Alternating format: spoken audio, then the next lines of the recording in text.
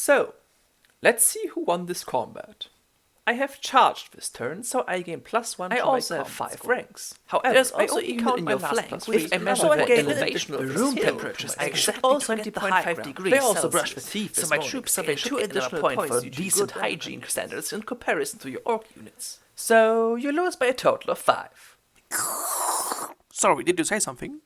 When units fight, it's rarely the case that they actually fight to the last man, but will rather flee before this happens. Warhammer has a very cool, but well kind of bloated way of calculating what side is losing and will potentially flee. In this part we will mainly talk about the process of calculating the combat score, and the whole part about fleeing and pursuing a fleeing enemy will be covered another time. Cool? Cool. So, whenever two units fight each other in melee combat, after both sides have fought with all their attacks, we calculate the so-called combat score for each side. Basically, each side receives points depending on how successful they were during this fight, as well as some additional factors. I will show you the calculation based on this fine little example. A unit of 20 Empire Halberdiers fights a unit of 20 Orc boys. Let's assume that the humans charged this turn into the Orc front. 3 Orcs were killed during this assault, and on the other side 5 Halberdiers lost their lives.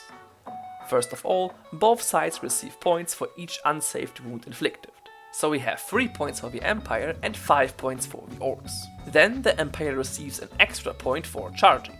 This is always a static 1 point, but it does not matter how many of your units have charged, as long as a charge has happened.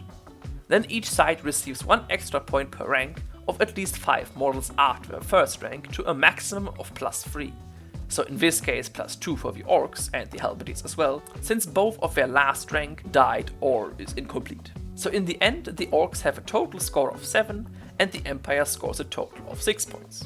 The difference from both values shows us that the Orcs won this round of combat by 1 point.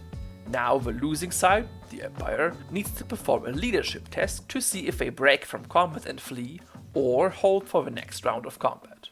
In the case of breaking, we modify the leadership by the amount that the units lost the combat by, in this case -1. So the leadership of the Halberdiers is reduced from 7 to 6. Now the unit just needs to roll a 6 or lower on 2d6 and...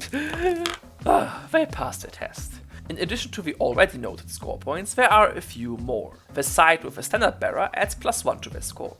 Flanking adds another 1 point to the score, and attacking in the rear another 2 points. And then also +1 point if the fighting unit has the high ground.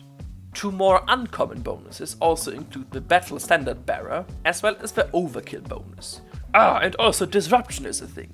If a unit with at least 2 total ranks of at least 5 models per rank ends up in the flank or rear of an enemy, that enemy is disrupted, meaning they cannot add their rank bonus to the total score. One important thing to remember is the Steadfast Rule. If your unit has more ranks than the enemy, but still loses the fight, they always test on their leadership without modifying it by the negative combat score. This applies even if the unit is disrupted.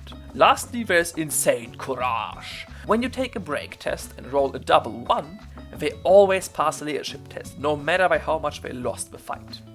And that's already... No, it's not. What if multiple enemies fight in the same combat? In which direction does the unit... What if multiple units have... What is the